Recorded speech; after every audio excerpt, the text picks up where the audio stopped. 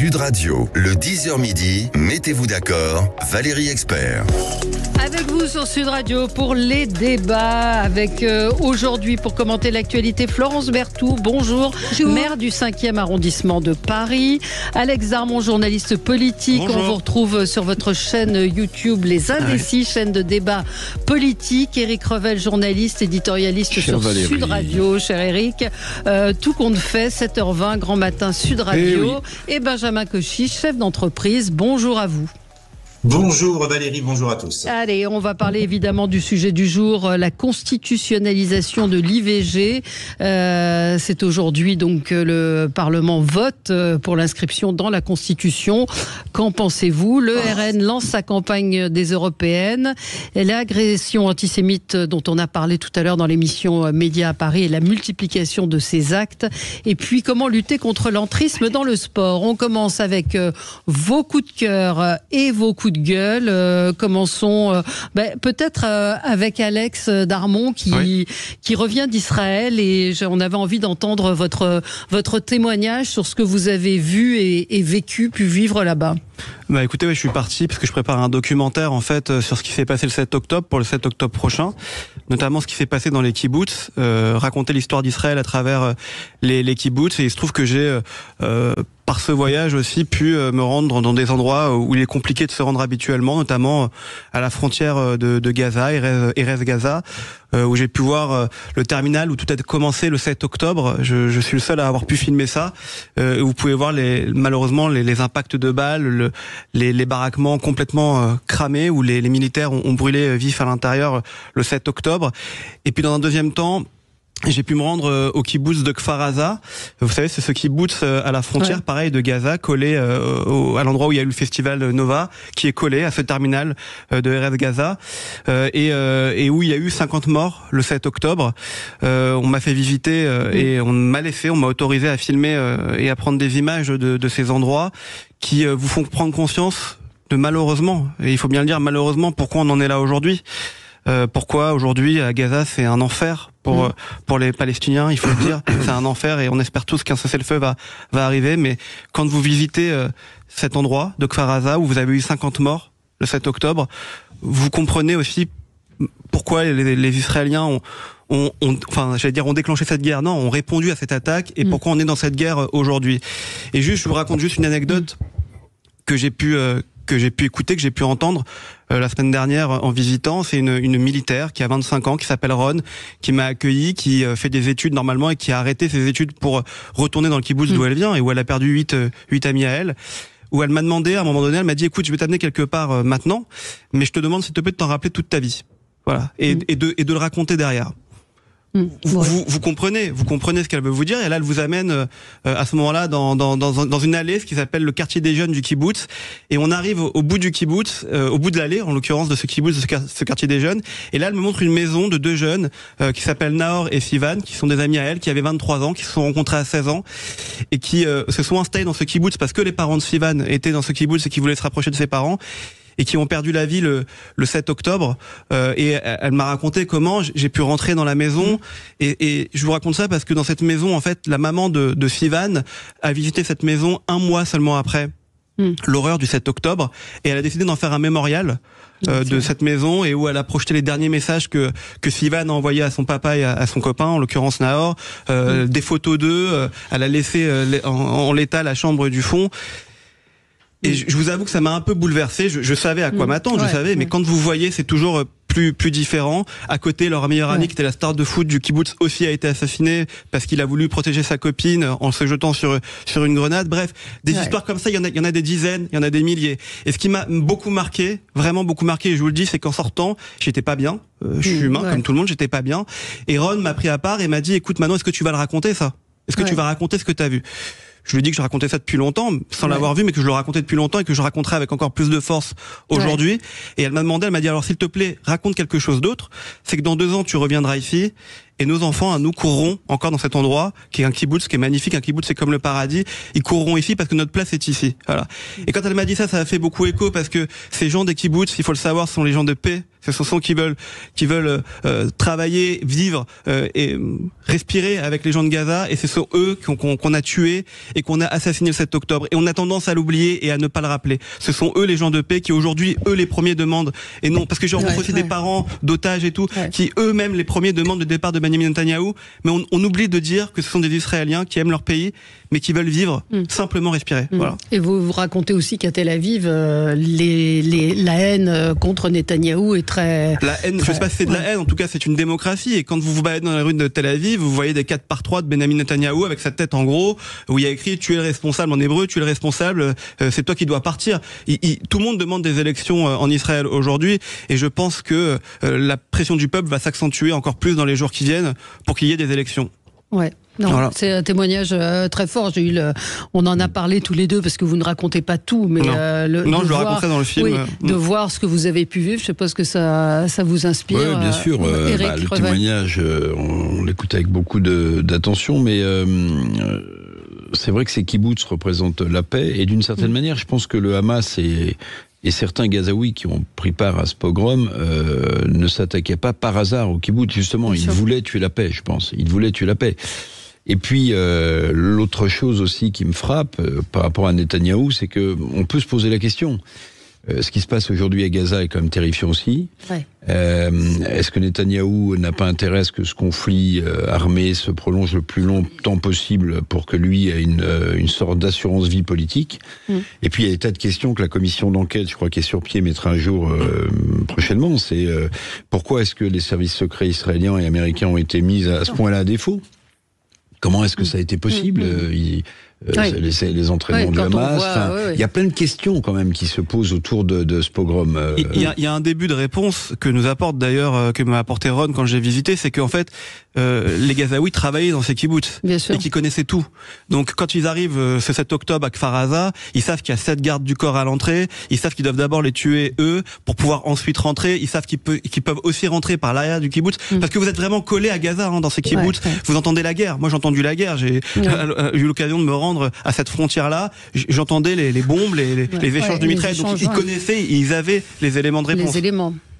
Je sais pas, Florence. Bah oui, enfin, c'est tellement bouleversant. Moi, j'ai pas de mots. D'abord, vous avez tout dit, à la fois le voir, le savoir et le voir, et voir cette détresse. Et évidemment, moi, je mets ça aussi en perspective avec la remontée de l'antisémitisme. On se dit comment une telle horreur, parce que c'est un pogrom, comment une telle horreur peut-elle paradoxalement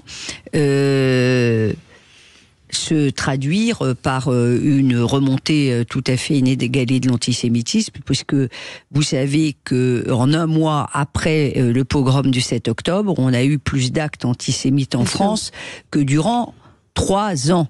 Et ça se poursuit, comme nous le montre hélas strictement, quasi quotidiennement, notre actualité. Ouais. Il faut faire très attention à une plaie qui s'appelle le relativisme. Oui, absolument. On va en reparler dans un instant. Je ne sais pas, Benjamin Cauchy, si vous voulez intervenir sur le sujet. C'est l'heure du journal, bientôt 11h sur Sud Radio. À tout de suite. Sud Radio Parlons Vrai est aussi à Lyon et le Grand Lyon sur 105.8 FM, le DAB+, et l'application Sud Radio. Sud Radio, Parlons Vrai. Sud Radio, le 10h midi, mettez-vous d'accord, Valérie Expert. On se retrouve évidemment pour commenter l'actualité avec Florence Berthoud, maire du 5e arrondissement. Et bravo d'avoir tenu pour les bouquinistes sur les quais. Ah, vous avez vu, on est très fiers d'avoir gagné, parce qu'au début, on n'était pas très nombreux. Et évidemment, tout le monde trouve que c'est formidable. Mais certains qui trouvent aujourd'hui que c'est formidable et qui s'en félicitent, n'étaient pas tout à fait au rendez-vous. Je ne citerai pas de nom, mais pour soutenir les amis bouquinistes depuis la première heure du premier Madame la maire, vous me regardiez, jour. C'est pas mon cas. Non, je regarde la salle. Non, mais vous êtes d'accord que bon, voilà. Mais tant mieux. Et leur première réunion, je peux vous dire, parce que tout le monde a oublié qu'au début, il n'y avait pas d'association qui marchait, etc. Et je puis vous dire que j'ai vu le président et je lui ai dit, il faut vraiment, mais bien avant l'affaire des JO, vous êtes une force incroyable, vous vous en rendez pas compte, et je leur ai mis à disposition ma salle du conseil municipal municipal pour qu'ils puissent se voir très, très régulièrement. J'ai vraiment en souvenir la première photo de ces bouquinistes. Écoutez, en tout cas, j'en profite. Et puis j'en profite également pour réclamer le retour de la statue de Voltaire. Alors c'est dans le 6e arrondissement c'est pas chez moi, ça, de Paris, qui avait été taguée il y a 4 ans. 4 ans pour remettre une statue en place. Alors elle est, paraît-il, trop fragile pour être remise à sa place. Donc il y a une copie qui a été faite. Elle devait être inaugurée dans un musée comme d'habitude. Voilà, mais je trouve ça, c'est Voltaire. Voltaire, donc ça dit aussi beaucoup de choses. L'esprit des Lumières. Elle avait été taguée parce que il était considéré comme favorable à l'exploitation des esclaves. Mais où on est 4 ans pour remettre une statue. Et vous voulez que je vous dise quelque chose, Valérie, expert? Je pense que cette statue va atterrir au musée Carnavalet de la ville, c'est-à-dire que parce que je pense qu'elle peut effectivement un peu déranger et qu'on a une lecture de l'histoire qui est une lecture maintenant quand même tellement woke. Vous verrez qu'elle va arriver au musée Carnavalet. Est-ce qu'ils mettront la copie à sa place, c'est-à-dire devant, pas très loin de l'Académie française? Moi, je peux vous raconter une histoire rapidement. Non, mais c'est le Nègre joyeux. Le Nègre joyeux, évidemment, ça vous choque quand vous entendez le Nègre joyeux. C'était une grande place de la Contrescarpe, non? Place de la Contrescarpe. Elle témoignait d'une histoire, évidemment, une histoire qui n'est pas une histoire à notre gloire, mais elle était là. Et moi, j'avais milité pour qu'on la laisse, et pour qu'on la laisse avec les explications qui vont bien dans l'espace public. Expliquer ce qu'a été l'esclavage honteux. Eh bien, il y a un budget participatif qui a été voté par les Parisiennes et les Parisiens, donc vous voyez, ça c'est censé être démocratique, qui demandait à ce qu'on restaure ce tableau, donc qui demandait à ce qu'on le restaure. L'argent était là, et la ville de Paris a vraiment littéralement spolié ça, n'a jamais mis la copie. C'est pour ça que ne vous attendez pas forcément à ce qu'on remette la copie, et a mis l'original au fond d'un musée. Est-ce que les racistes, les xénophobes, ils vont faire leur tournée au musée qui va condamner l'esclavage? Non. Bon. Je trouvais que c'était plus intelligent de laisser place à la Contrescarpe. Mais en plus, c'est d'une bêtise et d'une incohérence intellectuelle farouche, parce que si vous êtes woke et que vous voulez qu'on n'oublie pas des faits qui sont plutôt l'ombre que la lumière de l'histoire française, au contraire, pour les commenter, il ne faut pas les effacer. Et si vous retirez des sculptures ou si vous retirez des tableaux qui témoignent de faits historiques plus que condamnables, précisément vous retirez de la mémoire les preuves. Vous ne pouvez plus en parler. Non, mais c'est délirant. Je continue à vous présenter Alex Zarmon, journaliste politique. Votre chaîne est sur YouTube, chaîne de débat politique Les Indécis. Eric Revel, journaliste éditorialiste sur Sud Radio. Tout compte fait à 7h20 tous les matins dans le Grand Matin Sud Radio. Et Benjamin Cauchy, chef d'entreprise. Vous vouliez juste peut-être faire une remarque avant de passer à votre coup de gueule, Benjamin, sur ce que disait sur le témoignage d'Alex Zarmon, qui donc était en Israël la semaine dernière. Oui, un témoignage très poignant, et j'ai écouté avec attention, et on a véritablement senti l'émotion que Alex a dû vivre sur place, même si cette émotion ne pourra jamais dépeindre l'horreur qui a pu être là-bas. Ce que je voulais signaler au-delà du conflit israélo-palestinien, c'est l'importance de la constitution de ces mémorials. Nous vivons, nous, en France, dans un pays jonché de monuments aux morts partout sur notre territoire, qui nous rappellent sans cesse l'importance de la paix, de la recherche de la voie diplomatique, parce que nous-mêmes, sur notre sol, nous avons vécu des drames, nous avons vécu des guerres, nous avons vécu le sang. Et je crois que le fait que dès maintenant, dès quelques mois après ce 7 octobre, il puisse déjà y avoir un mémorial pour que les gens n'oublient pas. Et je crois que c'est le message important pour les générations à venir. Je ne sais pas ce qui adviendra de ce conflit dans les semaines et dans les mois qui viennent. On verra bien qui sera capable de le dire. Quoi qu'il en soit, travailler dès maintenant à l'avenir et laisser une trace de cette histoire dramatique du 7 octobre me semble importante dans la construction de la paix et dans la perception pour les générations à venir de ce que doit être la paix. Voilà ce que je voulais dire. Très bien. Alors Florence, votre coup de gueule? C'est sur la précarité C'est sur la précarité estudiantine qui ne cesse d'augmenter. Je rappelle qu'il y a 5 ans, il y avait ce qui était déjà énorme, 20% des étudiants qui étaient en dessous du seuil de pauvreté. Aujourd'hui, ils sont plus de 25%, donc c'est énorme. En France, on est autour de 15%, c'est déjà beaucoup trop. Et il y a une étude qui a été réalisée auprès de 30 000 à peu près des 18-24 ans, qui a été largement commentée d'ailleurs la semaine dernière dans une partie de la presse écrite, assez étonnamment, pas à ma connaissance radio et télé, sur aussi un des aspects un peu plus commenté, un peu plus méconnu, pardonnez-moi, qui est celui de la précarité psychologique de ces étudiants. Les dépressions augmentent de manière vertigineuse, les suicides également. Et ce qui prouve qu'il y a un mal-être additionné, évidemment, à cette pauvreté. Et alors, moi, je vous ai juste amené un livre parce que je trouve ça incroyable, qui m'a bouleversée. La Manche, ça vient de sortir chez Gallimard. C'est un étudiant, écoutez bien, qui a fait la Manche à 2 pas de la mairie du 5e arrondissement, c'est-à-dire chez moi. Je ne vois pas qui c'est. Pourtant, je peux vous dire que je suis très investie sur les questions de solidarité, puisque j'ai créé une épicerie solidaire, un foyer pour les femmes à la rue au sein de ma mairie. Je crois être la seule mairie qui ait fait ça. Il faisait la Manche à 2 pas. Il est étudiant. Il avait 20 ans, étudiant en philosophie. Il termine ses études, je l'ai jamais vu, il termine ses études en philosophie et en sciences sociales. Et il parle d'ailleurs de personnes que j'ai vues, dont que je connaissais bien, dont une personne à la rue qui s'appelle Philippe, qui était toujours place du Panthéon, qui est aujourd'hui décédé. Donc cette misère, elle est là, elle est à nos portes et on la voit à peine. Alors c'est remarquablement écrit chez Gallimard. C'est vraiment un fléau. Ça s'appelle La Manche. Max de Paz. C'est vraiment très bien écrit. C'est très violent. Et on comprend un peu pourquoi c'est violent, évidemment. Alors souvent vous avez des drames familiaux qui accompagnent ça. Bon, là en l'espèce sa mère, son frère. Bon. Mais en tout cas, tout ça n'explique pas cela. Vous avez le mérite effectivement de mettre cela en lumière. Et on en parle assez peu. Éric, vous aviez un coup de cœur? Ça rejoint un peu la précarité, ça va dépendre comment on prend le sujet. Vous avez vu, Gabriel Attal a annoncé à la veille du week-end qu'on allait étendre l'expérimentation du RSA. Vous savez que le RSA maintenant est assujetti à un minimum d'heures travaillées par semaine, 15 heures. Alors ça peut être du travail, de la formation, etc. Mais et du coup, de la formation. Cette expérimentation va être élargie à 47 départements. Alors il a cité un chiffre qui m'a frappé.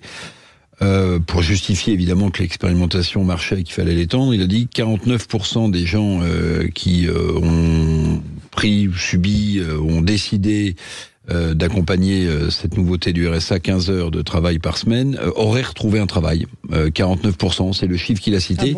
Ah bon ? Alors, le RSA, évidemment, c'est peu de choses. J'ai plus le montant en tête, mais c'est peu de choses. On ne peut pas vivre décemment avec le RSA, mais tout de même, le travail, c'est incitatif. Oui, mais le travail, c'est pas seulement, à mon sens, la perception d'un salaire ou d'une aide. C'est aussi un lien social. Et le fait de percevoir une aide, on peut en discuter. Et de donner des heures de travail, c'est aussi une façon, me semble-t-il, de se réinsérer, de réapprendre quelque chose pour des gens qui sont en marge de la société et qui sont en difficulté. Bon, voilà. Et puis dans le même temps, tout le monde n'a pas forcément envie non plus de retravailler. Là, ça fait le côté un peu pessimiste. Dans le même temps, puisqu'il y a 300 000 emplois vacants en France, dans le même temps, je sais pas si vous avez vu, on va durcir. Enfin, ce gouvernement va durcir considérablement la perception des allocations chômage. Ce sera la 3e loi en 6 ans. Avec des contrôles accrus sur les chômeurs. Attal en veut 1,5 million en 2027. Alors avec une double évidemment entrée, une entrée politique d'Attal qui dit en fait il faut qu'on aide le président à tenir son objectif de plein emploi en 2027. Donc c'est une façon évidemment de sortir des chômeurs des statistiques. Et puis aussi parce que le modèle social est en grande difficulté en France. On n'a plus les moyens de ce modèle social. C'est une façon aussi de mieux contrôler les allocations chômage. Donc tout ça, RSA plus allocations chômage, c'est aussi la triste et cruelle réalité d'un pays comme le nôtre qui n'a plus les moyens de financer son modèle social. On en est là quand même. Hein. Ouais. Non, mais c'est Benjamin Cauchy. Oui, là, je partage avec Eric. Pour moi, ça va dans le bon sens et j'ai envie de dire que subi ou choisi, le choc libéral, il devient inéluctable. Aujourd'hui, dans notre pays, on a une dette abyssale. On va avoir, et j'en parlerai juste après peut-être, on va avoir des dépenses de guerre à honorer bien plus que les 2% du PIB. Donc, il va falloir trouver des coupes franches dans notre budget, une croissance qui ralentit. Faut pas se cacher les choses. Donc, avec des pertes d'emplois qui sont assez conséquentes aujourd'hui sur pas mal de secteurs d'activité. Je pense au bâtiment, je pense à l'immobilier. Donc, je crois que évidemment, avec des droits de mutation qui disparaissent pour les collectivités locales qui en bénéficient, donc des finances locales moins importantes. Donc, tout est une spirale et je crois effectivement que la réduction des dépenses sociales doit être bien plus que ce que Emmanuel Macron est en train de proposer, que la réforme du chômage. Malheureusement, notre État est asphyxié et si l'État est asphyxié, c'est parce que les citoyens sont asphyxiés. Donc, je crois qu'il faut vraiment partir sur ce virage libéral. Voilà, c'est un point de vue, en tout cas, je le défends. On marque une pause et on se retrouve dans un instant. Sud Radio, votre attention est notre plus belle récompense. C'est un grand plaisir que maintenant qu'on a la Sud Radio sur Lyon et la famille grandit, c'est une super nouvelle. Sud Radio, parlons vrai. Sud Radio, le 10h midi, mettez-vous d'accord, Valérie Expert. Et on est ensemble pour commenter l'actualité, tour de table avec vos coups de cœur et vos coups de gueule. Benjamin, on ne vous a pas entendu, vous aviez un coup de gueule contre Emmanuel Macron. Oui, alors contre Emmanuel Macron ou ses stratèges, j'ai envie de dire. Vous vous souvenez que le 24 février 2022, l'entrée de la guerre entre l'Ukraine et la Russie avait créé un effet de sidération et que la campagne des élections présidentielles avait été complètement euthanasiée par finalement le sujet de la guerre en Ukraine et que finalement le président de la République, ça lui avait permis d'éviter de faire campagne à la fois sur un bilan qui était somme toute mi-figue mi-raisin et surtout d'éviter de se projeter extrêmement loin dans ses promesses, puisqu'évidemment il incarnait le commander-in-chief et donc cet effet de sidération entre guillemets éclipser tous les grands sujets qui auraient dû être sur la table des élections présidentielles. J'ai le sentiment, et c'est là mon coup de gueule, qu'on assiste à un bis repetita de la stratégie macronienne, à savoir d'utiliser le conflit ukrainien pour de nouveau euthanasier une campagne des élections qui arrivent, celle des élections européennes, avec cette fâcheuse tendance d'étiqueter de poutinien tout ce qui ne serait pas d'accord avec la pensée élyséenne, ce qui est extrêmement caricatural, qui prouve la faiblesse des arguments. Et puis, dans un second temps, cette capacité, du coup, en incarnant de nouveau le commander-in-chief, en faisant peur à tout le monde, en utilisant des phrases un peu à l'emporte-pièce pour nous dire qu'on pourrait peut-être envoyer des troupes au sol, mais pas officiellement, mais pas maintenant, parce qu'il n'y a pas consensus. Quoi qu'il en soit, la sidération dans l'opinion publique a été telle que le conflit ukrainien est revenu au centre des sujets d'attention, en tout cas de la Macronie, faisant passer derrière le sujet de l'énergie, qui pourtant est un sujet qui devrait être maîtrisé à l'échelle européenne, le sujet de l'immigration, qui pourtant pourrait être maîtrisé à l'échelle européenne. Je pense au pouvoir d'achat, je pense à l'inflation. Madame Berthoud vient justement de parler de cette augmentation incroyable de la précarité. Et l'ouvrage dont elle parle est un témoignage bouleversant à ce sujet. Donc il y a énormément de sujets qui, pour le coup, ont besoin d'Europe. Et là, Emmanuel Macron nous ressort la vieille artillerie, la vieille communication. Attention, nous sommes en guerre, je suis commander-in-chief. Nous sommes l'Europe, nous sommes la paix, même si on veut aller faire la guerre. Et les autres, évidemment, ils ne veulent pas aller faire la guerre.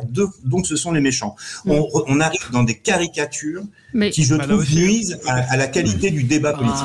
Ouais, mais je suis pas sûr que ça lui profite réellement, cette sortie, Alex Darmon. Non, mais c'est surtout qu'en fait, c'est des élections européennes, c'est logique en fait qu'on parle, et on va de plus en plus en parler, de la guerre entre l'Ukraine et la Russie. Et effectivement, je trouve que ça se retourne contre lui, ses propos sur le fait de savoir s'il faut envoyer des troupes au sol. On sent qu'il improvise complètement en plus quand il déclare cela. Il est démenti par ses conseillers derrière, par ses ministres ou par des parlementaires. Donc moi je pense qu'on va de plus en plus en parler. Les ministres, non. Ah non, on peut pas dire les ministres. Les ministres, par les conseillers. Il y a même une interview du ministre des Armées dans le JDD de ce week-end week-end pour reconfirmer que c'est un vrai sujet. Mais voilà. vous avez raison, mais ce que je veux dire, c'est que par les parlementaires de la Macronie qui sont pour le coup assez mal à l'aise avec cette déclaration, donc je suis pas sûr que ça joue pour lui. Et en vérité, je pense qu'il sait pas comment déclencher l'attrait pour l'élection européenne, le président de la République. Ouais, non, mais il a essayé de manier un concept que les militaires connaissent bien, qu'on appelle l'ambiguïté stratégique, c'est-à-dire qu'en réalité, comme l'Ukraine est en train de perdre, faute d'hommes et faute d'armement, la guerre sur le terrain, là il y a une panique quand même dans les capitales européennes, donc le chef de l'État il s'est dit il faut semer le doute dans la tête de Poutine en disant il n'y a pas consensus, mais il se pourrait qu'à un moment donné on envoie des troupes. Le problème c'est que comme il n'a concerté personne visiblement lors de ce sommet des 21, en fait il s'est fait claquer la porte au nez dès le lendemain par Olaf Scholz, le chancelier allemand. Donc le minimum quand on veut, me disait un spécialiste que je ne suis pas, manier le concept d'ambiguïté stratégique, il faut s'assurer quand même d'un minimum de neutralité des gens à qui ça s'adresse. Or, comme il n'y a pas une neutralité, en fait, résultat des courses, grâce à son discours de la Nation de jeudi 29 février, Poutine, en fait, a repris le lead de l'ambiguïté stratégique, puisque lui, derrière, il dit, écoutez, si vous faiaites ça, moi, je balance une bombe nucléaire tactique en Ukraine, et là, c'est une nouvelle ambiguïté stratégique. C'est-à-dire qu'il sème le doute dans la tête du camp en face. Et puis, dernier point, et quand même, pourquoi l'Ukraine est en train de perdre la guerre ? Parce qu'en fait, on a livré que 30% des armements qu'on lui avait promis au niveau européen. Et aussi parce que le Congrès républicain, en attendant l'élection américaine de novembre, bloque les 60 milliards de crédits à l'Ukraine. Mais pardon, Monsieur le Président, si on envoyait des troupes européennes en Ukraine, avec quel armement se battraient-elles, puisqu'on n'en a pas suffisamment pour donner à l'Ukraine pour qu'elle se défende seule ? Ils iraient avec des pistolets à eau. Donc si vous voulez, on était dans une impasse. Certes, on est dans une impasse, mais il faut bien bouger, et le temps aujourd'hui joue objectivement pour Poutine. La menace de Poutine, fort heureusement, on va pas faire de la fiction stratégique, mais la menace de Poutine est une menace qui, accordez-moi, ne tient pas la route. Enfin, tout le monde sait comment fonctionne la dissuasion nucléaire. C'est un jeu à somme nulle, voilà, parce que s'il le faisait, par définition, il y a riposte. Le sujet, c'est ce que vous avez dit, c'est-à-dire il y a 30% des armes qui n'ont pas été votées. Donc, est-ce qu'ils continuent, nos chefs d'État européens, à se voir, à se réunir ? Est-ce qu'on attend encore des mois pendant que les Ukrainiens meurent de faim, de froid et tombent sous l'armement russe ? Ou est-ce que on secoue, pardonnez-moi cette expression, un peu le cocotier ? Maintenant, oui, là où il y a effectivement un manque, c'est l'absence de consultation du Parlement. D'ailleurs, le chef de l'État réunit cette semaine tous les chefs des partis politiques, parce que ça c'est le minimum mais on peut pas rester comme ça. Et est-ce qu'on continue à se réunir ? Un débat au Parlement. Mais après, on est capable de rassembler le Congrès dans sa plénitude et on va en parler après par rapport à l'inscription de l'IVG. Il y a des sujets qui méritent justement, quand on a un risque de co-belligérance, peut-être de prendre ses responsabilités, de parler à l'ensemble du Congrès. Là. Je pense que ce débat fera pas le Congrès. Il faut pas être dupe, il y a deux lignes qui s'installent, et Emmanuel Macron, président de la République, veut installer sa ligne qui est pro-Ukraine face à une ligne qui définit lui, en tout cas celle du RN, qui est pro-russe. Voilà. Donc c'est de la politique, qu'on soit d'accord, pas d'accord. Le 29 février dernier, Jordan Bardella, il a voté une motion de rejet sur le soutien total de l'Europe à l'Ukraine. Voilà, c'est deux lignes qui s'installent. Il y a une chose qui est sûre, c'est que il y a des travaux de commission qui ont prouvé qu'il y avait énormément de corruption. Il l'a expliqué. Non, d'accord, mais moi je suis pas vous dire qu'il a tort ou raison, j'en sais rien. En tout cas, ce qu'il essaye de faire et d'installer, c'est effectivement cette ligne où lui et les macronistes Renaissance veulent soutenir l'Ukraine, et où pour lui et Renaissance, le Rassemblement national, qui sont les deux forces quand même, selon un sondage hier matin, qui dépassent à peine les 20%. Derrière, vous n'avez pas de force au-dessus des 10%. C'est quand même énorme. C'est un truc qu'on n'a jamais vu avant. Il essaie d'installer ce combat-là et de faire une élection à deux têtes. On pourra en parler. On marque une pause. On se retrouve dans un instant sur Sud Radio. Sud Radio, le 10h midi, mettez-vous d'accord, Valérie Expert. Ça s'est passé sur Sud Radio. Est-ce qu'on ne marche pas sur la tête avec la dernière trouvaille sur les médecins? Ce que l'on propose aujourd'hui, c'est de faire des gardes obligatoires. Oui, mais encore faudrait-il songer à les rémunérer un peu plus. Tout le monde pleure pour avoir des médecins généralistes à côté de chez soi, mais personne n'est prêt à dépenser quelques euros supplémentaires, le prix d'un demi-paquet de cigarettes pour rémunérer ces médecins. Sud Radio, parlons vrai. Sud Radio, le 10h midi, mettez-vous d'accord, Valérie Expert. Allez, on continue nos débats. Allez, un petit mot sur Aya Nakamura avant de parler d'IVG. On en parlait pendant la pub. Qui Joker. Écoutez, c'est ça. Y'a pas moyen, dja, je suis pas ta cata, dja, genre en katana, baby, tu dettes ça. Voilà. C'est en quelle langue, là? C'est en français. Je suis pas ta catin, Jaja. Ça veut dire quoi? Je suis pas ta pute, disons-le comme c'est, mais c'est vrai que les paroles bien, sont... on aura touché des droits SACEM grâce à vous. Oui, je Et donc, sais pas, elle va chanter. Et donc, le président. Oui. Alors, la question au-delà du choix de Madame Aya Nakamura, c'est de savoir en quoi le président de la République, s'il a quand même rien d'autre à faire que de se préoccuper qui va chanter aux Jeux Olympiques. Eh ben, c'est la seule, me dit-on, parce que moi, je suis, je l'avoue, ce que je veux dire est très politiquement incorrect, mais moi, les paroles que j'ai eues entre les mains, moi, me rendent sans voix. Voilà. Ouais. Mais on me dit que c'est une des chanteuses qui est le plus les plus écoutées, plébiscitées sur les réseaux, et donc je trouve voilà, peut-être un petit peu triste que ces réseaux fassent aussi. Je vous lis le tweet le texte non, pas tout à fait, le texte d'un chroniqueur de BFM qui est journaliste, Pablo Pillo Vivien, qui a dit: il y a vraiment une polémique autour de Queen Aya Nakamura qui va chanter au JO, ou juste trois vieux réacs qui ne bitent rien à la musique, qui essayent de faire chier ce monde. Après, on est accusé effectivement de racisme puisqu'elle est, elle est noire. Françoise de Gaulle a très bien répondu en disant: eh oh l'ami, on a quand même le droit de dire que ses textes sont nuls, sa musique répétitive, son rythme si loin de Beyoncé, sans être réac et ringard. Je comprends pas son succès, dit Françoise de Gaulle. Et tout le monde ne peut pas être Stromae, Jay-Z ou Eminem. Donc voilà. Donc, mais c'est vrai qu'il y a un vrai phénomène autour de cette chanteuse. Mais simplement parce que alors je suis le plus jeune de ce plateau, ça veut rien dire du tout. Bravo, merci. Pas sûr. Pourquoi Merci. C'est qu'il y a quelques années, je travaillais sur l'émission Au Tableau sur C8, et je me rappelle qu'effectivement les jeunes ne chantaient que du Aya Nakamura. Faut savoir que cette chanteuse, dont je suis pas du tout fan, que les choses soient claires, a quand même gagné des victoires de la musique. Je me demande même si elle a pas reçu les quoi les quoi mais non, mais pour vous dire, est-ce que vous êtes capable de me citer un seul chanteur qui a gagné des victoires? Pour vous dire qu'elle est dans un système. Je me demande même si elle a pas reçu une victoire de la musique d'honneur ou je sais pas quoi. C'est pour vous dire qu'elle est dans un système et que ça fait longtemps qu'elle est dans ce système entre guillemets, et que ça m'étonne pas qu'on lui ait demandé de chanter pour la cérémonie d'ouverture, même si je le regrette. Vraiment, parce que je trouve qu'on a beaucoup de chanteuses de talent et de chanteurs de talent en France qui méritaient de chanter lors de cette cérémonie. Mais alors, ce qui est marrant, si vous voulez, quand même, c'est que que le président de la République s'occupe de tout et du reste, ça surprend personne, puisqu'il est ministre de tout, il s'occupe de tout et il décide de tout. Mais vous vous souvenez que Jean Dujardin avait été accusé de mettre en avant une France, etc. Et là, les médias s'en étaient donnés à cœur joie pour critiquer ce choix. Là, j'ai pas entendu beaucoup de médias dits progressistes dire, mais enfin quand même, ce choix, est-ce qu'il est censé ou pas? Moi, je la connais pas. J'ai jamais écouté de texte. J'ai découvert. Vous voulez que je vous lise? Non, mais les textes, les textes. Allons-y. Ouais, alors tu penses à moi, je pense à faire de l'argent. Je suis pas ta daronne, je te ferai pas la morale. Tu cherches sur moi, il y a R. Crache encore, il y a R. Il y a rien. Ce que ça veut dire? Il y a R, ça veut dire il y a rien. Ah d'accord. Tu voulais m'avoir, tu sais pas comment faire, tu jouais un rôle, tu finiras aux enfers. De toute façon, Nakamura, je l'ai couché. Le jour où on se croise, faut pas te chouffer.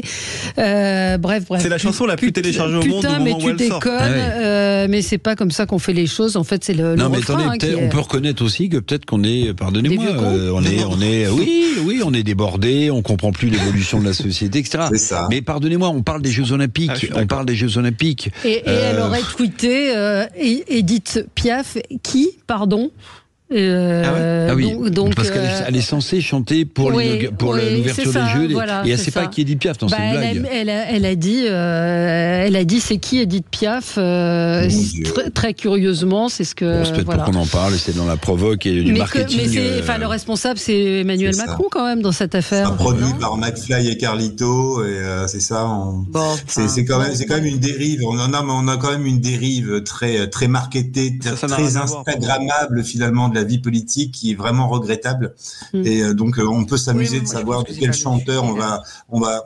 Je trouve ça assez pathétique finalement. Ouais, elle avait effectivement à la Fashion Week tweeté Edith Piaf et puis elle a modifié la légende en mettant Edith Piaf. Bon, bref, c'est ça que ça nous a animé pendant la pub, mais on va parler donc effectivement du sujet du jour, qui est l'inscription de l'IVG dans la Constitution. Donc le Parlement à Versailles pour un vote historique. C'est Florence Berthoud, pour vous, c'est important, c'était... oui, c'est important parce qu'il faut voir dans quel contexte ça intervient. Oui. C'est-à-dire, mettre dans la Constitution le droit d'accéder à l'IVG, parce que c'est de cela qu'il s'agit. Oui. Il y a 10 ans, j'aurais pas eu du tout la même position, mais entre-temps, il y a eu cette décision de la Cour suprême aux États-Unis. Qui autorise en fait, pour faire court, qui autorise des États membres des États-Unis, des États, à ne pas à interdire l'IVG. Bon, je rappelle qu'en Europe, on a 2 de nos 27 pays dans lesquels l'accès est très plus que très encadré, la Pologne et Malte, et il y a aux portes de la France, vous avez des pays où on voit bien qu'on est en train de remettre petit à petit en question l'accès à ce droit. Le Portugal, l'Espagne, alors il y a la Pologne, la Hongrie, etc. Mais et donc je pense que c'est un moment important. D'ailleurs, je note que beaucoup de parlementaires ont évolué. En considérant là que pour le coup ça n'était pas ils n'allaient pas voter pour faire du politiquement correct, mais parce que effectivement il y avait un droit chèrement acquis qui était aujourd'hui objectivement menacé. Alors c'est, je crois, la 4e réforme constitutionnelle de nature sociétale, la première grande réforme évidemment c'est l'interdiction de la peine de mort, et je crois que c'est vraiment important, d'autant que en parallèle évidemment est préservée la liberté de conscience, qui fait que un médecin ou une sage-femme, parce que je rappelle que les sages-femmes depuis pas très longtemps d'ailleurs, quelques années, peuvent procéder à certaines formes d'IVG. Je rappelle donc que ce droit-là est un droit qui est un droit aujourd'hui très menacé de par le monde. Voilà. Ouais. Il y a des endroits où, par exemple, une femme qui fait une grossesse extra-utérine, elle ne peut pas avoir recours à un IVG. Ça veut dire qu'elle va à une IVG, ça veut dire qu'elle va mourir. Vous avez des viols aussi. Des viols. 25% aujourd'hui des IVG en France le sont à la suite de violences sexuelles. Bon, pour ne pas dire de viol, puisqu'il y a les deux. Donc voilà la situation. Ouais. Je pense qu'il y ait unanimité. Que les débats étaient des débats respectueux, ça va dans le bon sens aussi. Ouais. Alex, ou Eric, moi je suis un peu plus tempéré, mais c'est peut-être parce que je suis un homme et que je suis pas une femme.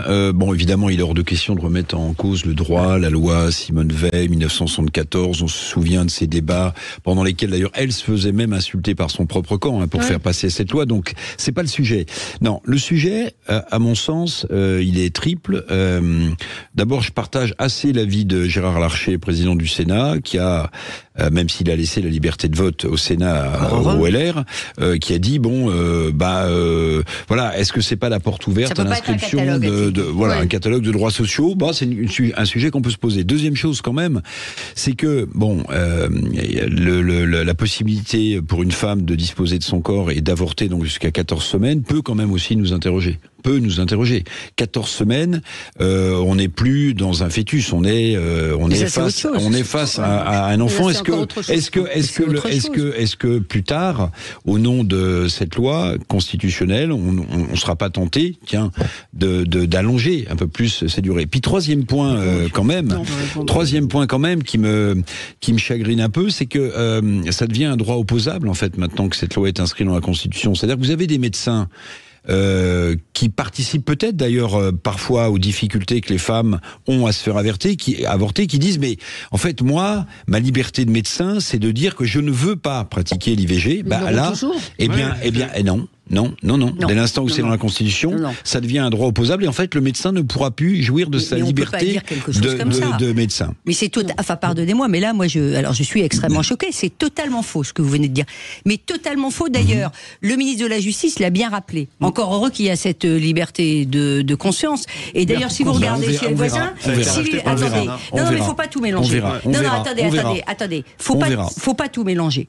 Faut pas tout mélanger. Faut pas expliquer que parce qu'on met un droit dans la Constitution, ça va jouer sur le délai qui est donné pour pouvoir faire une IVG. Ça n'a rigoureusement rien à voir. Et la confusion, ne sera jamais augmenté. C'est un autre sujet. Sujet. Non, mais c'est un autre sujet qui est très très important. Et la liberté du médecin, vous pouvez m'en parler ? Et quand la liberté du médecin, moi je voudrais vous dire une chose. En Italie, ou alors là pour le coup, c'est pas inscrit dans la Constitution comme chacun le sait, et en Italie, le droit est beaucoup moins remis en question que par exemple dans des pays où on voit bien des coups de butoir comme au Portugal ou en Espagne. Et bien c'est là où il y a le plus de liberté de conscience qui fonctionne. Je crois qu'il y a plus de 60% des docteurs qui ne le font pas. Donc faut pas expliquer que parce qu'on a mis ça dans l'IVG, les soignants n'auront plus de liberté de conscience. Ça c'est quand on est hostile à l'inscription dans la Constitution de l'IVG. Et vu ce qui s'est passé aux États-Unis, encore une fois, ça veut bien dire qu'il y a quand même une menace qui est Je trouve que c'est un faux argument de parler de ces médecins, parce que ce que dit très justement un auditeur, c'est que c'est pratiqué dans des centres d'IVG. En plus, ce sont des médecins qui... Mais bien sûr. Vous n'allez pas voir votre généraliste. Vous allez voir un généraliste pour avoir, par exemple, pour qu'il vous indique un endroit où précisément... Mais vous allez sur votre téléphone et vous savez partout où il y en a. Juste pour répondre à Eric, je suis aussi un homme, et moi je me réjouis de cette inscription aujourd'hui dans la Constitution, parce que c'est juste une protection de la loi en fait. Une protection d'ailleurs d'une liberté, même pas de la loi, d'une liberté pour les femmes. C'est pas une extension comme vous essayez de nous le dire là. Absolument pas aujourd'hui. Absolument pas. Excusez-moi. L'argument de dire ça a été attaqué aux États-Unis, ça le sera en France, c'est un argument aussi. On parle aussi aux portes de la France. Aux portes de la France, on parlait tout à l'heure. On parlait de la Hongrie, on parlait de la Pologne. C'est quand même un droit, une liberté fondamentale. Arrêtez de fantasmer. Attendez, Benjamin, puis après vous répondrez. Benjamin Cauchy. Pas du tout. Oui, qui remet en cause le droit à l'avortement sur le spectre politique en France ? Personne. C'est pas Personne. Vrai. C'est pas vrai. Vous avez bien. C'est pas vrai. Qui est représenté à l'Assemblée nationale ? Allez-y. Qui remettait en question l'accès à l'IVG aux États-Unis ? Quels sont les hommes politiques de première importance candidats à une élection, par exemple présidentielle, qui remettait en question ce droit-là. Donc, peut-être une partie des Républicains aussi, aux États-Unis, oui, peut-être. Qu'il n'y a pas. Pardonnez-moi, Mme Berthoud, nous vivons en France. Mais regardez ce qui se passe en Hongrie, en Pologne, en Espagne, au Portugal, en Slovénie. Ça a pris un an à traiter en France. Alors attendez, laissez terminer. Mais personne ne remet en cause le droit à l'avortement dans notre pays. Personne ne remet en cause. Alors quel est le problème à ce moment-là de le mettre dans la Constitution ? Ce qui va être inscrit dans la Constitution peut être défait de la Constitution. Donc on est dans du gadget, symbole pour certains, gadget comme pourrait le dire le président du Sénat, et je me retranche derrière ces mots. Il a dit qu'il ne faudrait pas que la Constitution devienne un catalogue de droits sociaux et sociétaux.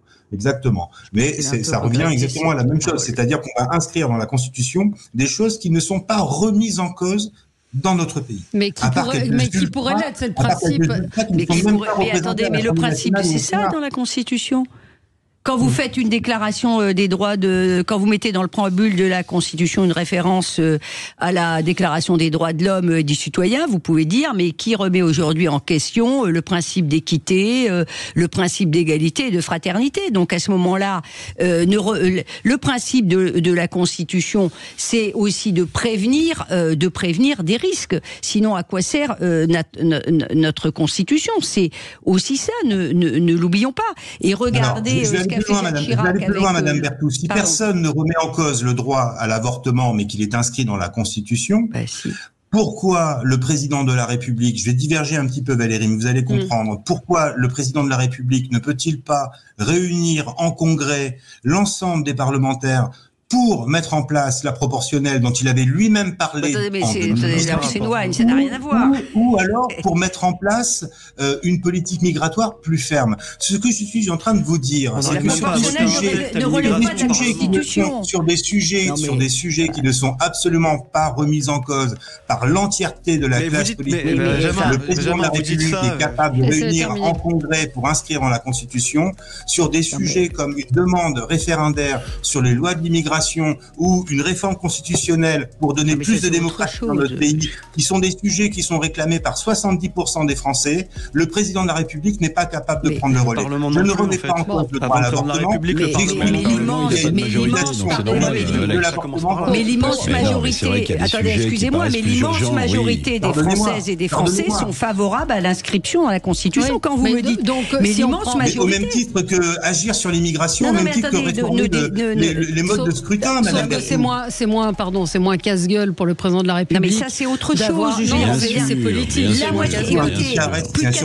l'immense majorité des Françaises et des Français est favorable à cette inscription dans la Constitution. Oui. Et quand vous dites pourquoi ne réunit-il pas en congrès et vous évoquez la proportionnelle, enfin je peux tout à fait comprendre votre point de vue qui est éminemment respectable, mais ça relève pas de la Constitution. Donc il faut pas quand même qu'on mélange tout. Allez, petite pause, à tout de suite sur Sud Radio.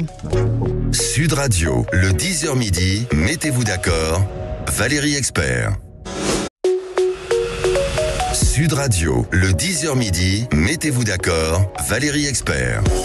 Et on est ensemble jusqu'à midi. Je voudrais qu'on parle de la montée de l'antisémitisme et cet acte particulièrement odieux d'un homme qui sortait d'une synagogue, frappé, insulté. Écoutez son témoignage, c'était sur BFM hier. J'ai vu passer une personne qui m'a regardé fixement, qui avait l'air un peu excité. Et puis il est passé, et il est repassé 3 minutes après, il est venu vers moi, il m'a dit c'est toi qui tues les gens à Gaza. Je lui ai dit non, je tue personne moi. Je tue personne, je lui ai dit je n'ai jamais tué personne. Et là il m'a frappé. Il m'a mis des coups de poing, des coups de tête, et après j'ai perdu connaissance. Ouais, non, il a le visage, l'image est très choquante et on voit effectivement depuis le 7 octobre une montée des actes antisémites. Je vais citer Marie Cabrette, qui est la présidente du Printemps républicain, qui dit l'agresseur antisémite à la victime lui dit c'est toi qui tues les gens à Gaza. C'est le discours LFI depuis des mois. La France a une responsabilité directe dans ce qui se passe à Gaza, des propos incendiaires. Je lui laisse la responsabilité de ses propos, mais c'est tout de même ce qu'on entend beaucoup dans la bouche de la France insoumise, de Thomas Porte et autres, Aymeric Caron.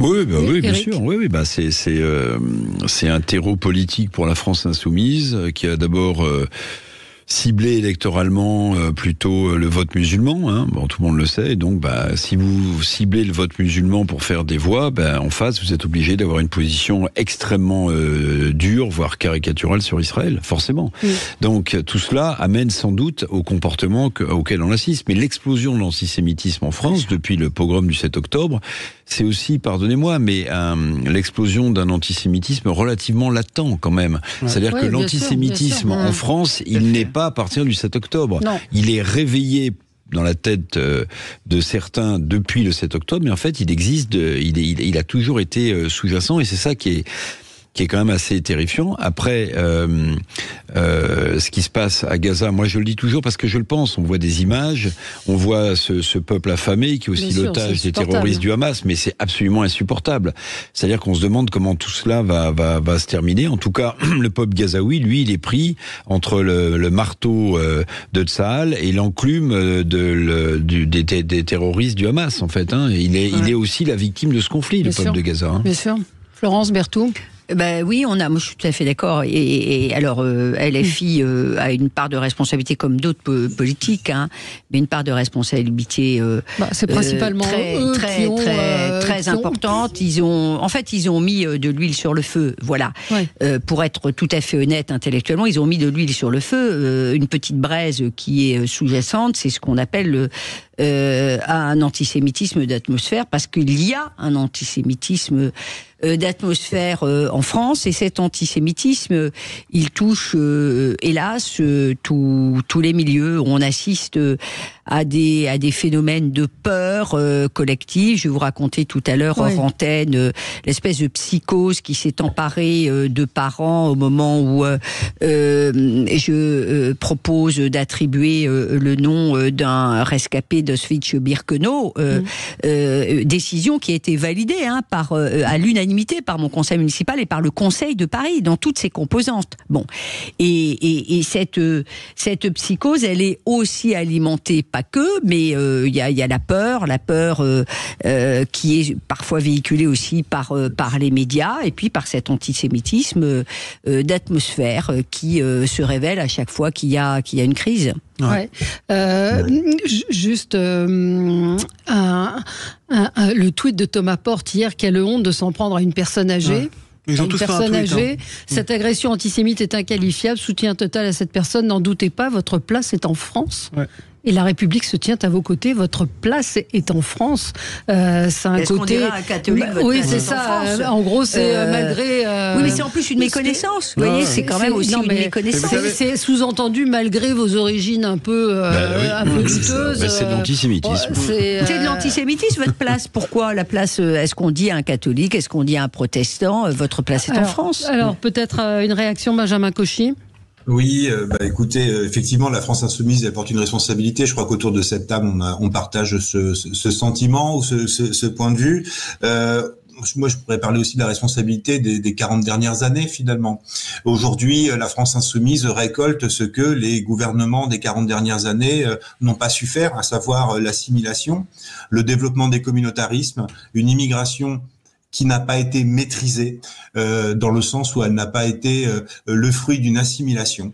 Je ne mets pas tout le monde dans le même panier, bien évidemment, mais quoi qu'il en soit, cette absence d'assimilation, cette absence de faire France, eh bien aujourd'hui est utilisée électoralement par la France insoumise pour capitaliser et tenter de gagner le pouvoir. Donc c'est extrêmement dangereux, mais je crois que la responsabilité, malheureusement, elle est partagée. On peut accabler aujourd'hui la France insoumise d'utiliser cette arme en attendant les munitions ont été rentrées par les gouvernements des 40 dernières années. Ouais. Non, Alex mais tout a été dit. De la France insoumise, moi je pense à ce monsieur aujourd'hui qui allait simplement prier vendredi soir et qui en sortant se fait tabasser. Aussi, parce qu'on dit effectivement que pour parler du conflit, les Gazaouis vivent une situation atroce en ce moment. Il faut quand même aussi penser aux otages, dont on parle très peu dans toutes les cérémonies. Voilà. Il faut vraiment penser aux otages, à l'ensemble des otages, aux 3 franco-israéliens qui sont détenus et dont on parle très peu. Et malheureusement, je pense qu'il faut mettre, il faut mettre tout le monde sur le même pied d'égalité, ce qu'on a tendance à ne pas faire. Alors, il y a une négociation en cours qui se déroule en Égypte et au Qatar et qui donne l'impression de pouvoir peut-être aboutir à la libération d'un certain nombre d'otages. Effectivement, toute la France insoumise a tweeté hier. Ils ont tous fait leur tweet. Et en fait, effectivement, l'homme agressé a dit « je ne me sens pas en France ». Il n'a pas dit « je ne me sens pas bien en France ». Il a dit « je ne me sens pas en France ». Il se sent dépossédé effectivement.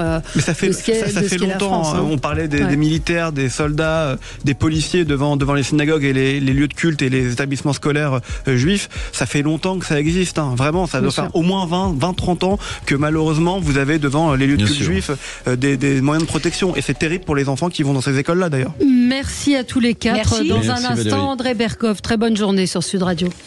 Sud Radio. Sud Radio. Parlons vrai. Parlons vrai. Sud Radio. Parlons vrai.